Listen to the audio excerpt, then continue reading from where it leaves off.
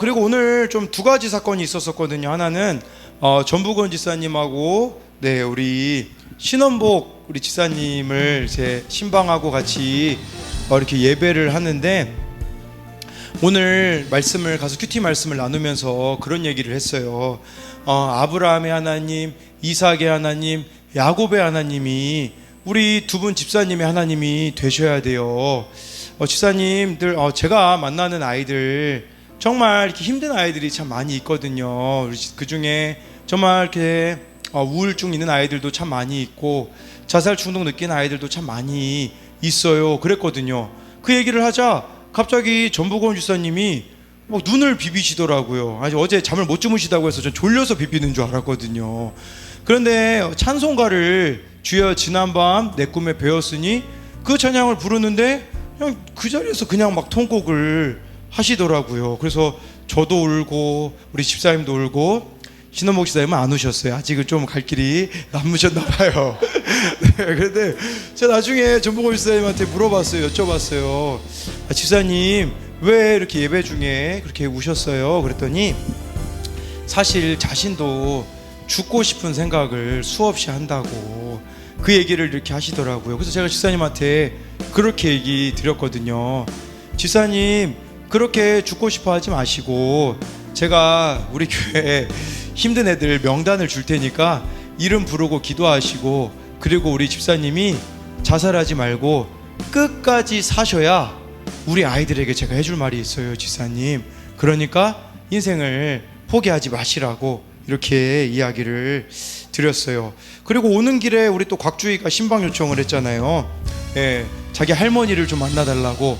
그래가지고 이제 우리 이예수 권사님을 찾아갔는데 이런저런 이야기를 나누고 이제 찬양하고 이제 말씀을 전하려고 이제 권사님 무슨 찬양 부를까요? 그랬더니 88장 내 진정 사모하는 그 찬양을 부르는데, 아니 1절도 안 끝났는데 권사님이 울기 시작하시더니 2절에는 통곡을 하시더라고요. 그래서 우리 권사님이 너무 힘이 드셨는데, 너무 힘이 들었을 때 이제 제가 생각이 났는데, 안 그래도 우리 목사님은 힘들게 사는데 연락할 수가 없었다고 하더라고요.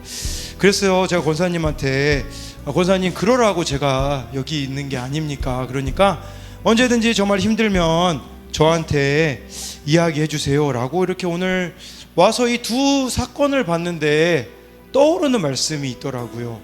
우리 말씀 하나 볼까요? 시편 118편 17절이에요.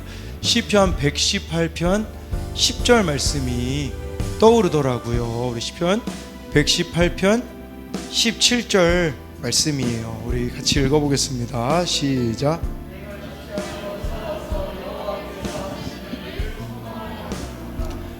이 말씀 보면요, 다윗이 쓴 시거든요.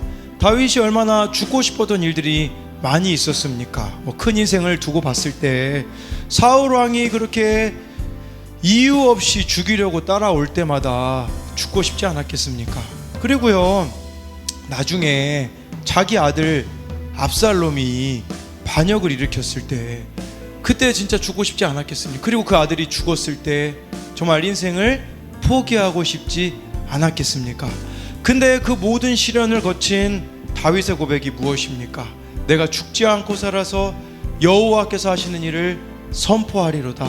이 말씀의 의미는 뭐냐면, 여러분들이 죽지 않고 살아만 계신다면 언젠가는 하나님이 회복시켜 주실 것이고 하나님께서 하시는 그 일을 선포해 주실 거라는 사실이에요.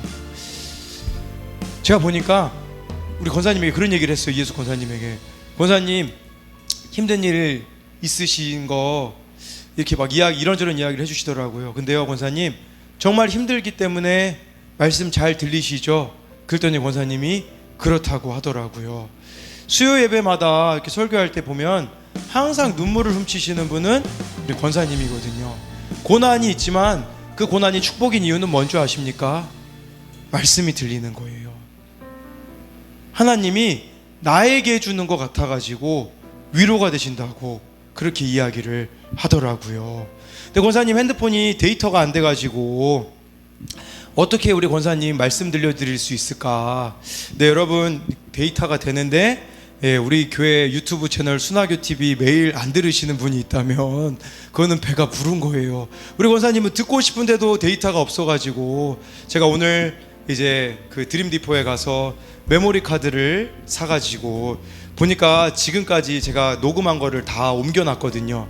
2017년부터 있더라고요. 그거를 다 메모리 카드에 담아서 이제 우리 권사님에게 드리면 데이터 없이도 매일 말씀을 들을 수가 있거든요. 그런 생각을 해보게 되었어요. 나는 과연 저렇게 권사님처럼 말씀을 사모하는 마음이 있는가? 이게 중요한 게 아니겠어요. 여러분들이 자기를 부인하잖아요. 자기를 부인해야 되는 사건들이 있잖아요. 그러면 말씀을 처절하게 붙들 수밖에 없거든요. 그러나 내가 지금 이 말씀을 전혀 읽고 있지 않다면 말씀에 대한 사모함, 말씀에 대한 간절함, 기도에 대한 목마름이 우리들 가운데 없다면 지금 너무 내 자신으로 가득 차 있는 것이 아니겠습니까? 내 자신으로 가득 차 있기 때문에 하나님을 차선책으로 여기는 삶. 차라리 저는요, 교도소에 있는 혁진이가 가능성이 있다고 생각해요. 걔는 누가 말해주지 않아도 자기가 죄인이라는 건 적어도 알거든요. 그러나 우리는 얼마나 내가 하나님 앞에 죄인이라는 사실을 망각하고 살아가고 있습니까? 매일매일의 신앙이 안 되고 있지 않습니까?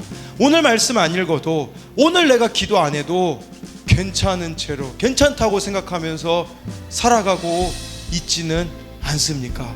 그게 아니라 오늘 바울이 말하는 것처럼 이 복음을 증언하는 일에 마치려 하면은 나의 생명조차도 조금 더 귀한 것으로 여기지 않는다라는 이 고백이 바울의 고백만 되어야겠습니까? 성경이 그렇게 기록된 겁니까? 바울만 특별하기 때문에 이렇게 살아야 된다라고 기록된 거겠습니까? 아니에요. 우리도 이렇게 살아가라고 기록이 된 게 아니겠습니까? 그러나 자기 부인이 일어나지 않으니 이 하나님의 자리를 돈으로, 세상으로, 성공으로, 그 다른 것들로 대신하고 있기 때문에 성령에 매이는 삶이 우리들 가운데 없는 모습이 아니겠습니까? 그렇기 때문에 여러분들이 오늘 이 말씀을 보며 일상의 순교자가 되셔야 돼요. 오늘을 마지막처럼 살아가셔야 돼요. 내 언제 주님 오실지 왜 말씀 안 해주신 거겠습니까? 매일매일을 마지막처럼 살아가라고. 그렇기 때문에 그렇게 여러분들이 살아가게 되어지면요, 보이게 될 거예요.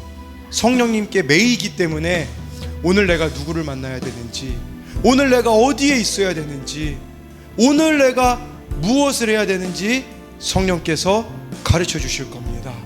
그리하여서 정말 주님 앞에 설 때 부끄럽지 않도록 우리가 이 바울이 말하는 생명을 거는 자기 부인의 삶을 살아가는 여러분들이 되었으면 좋겠습니다.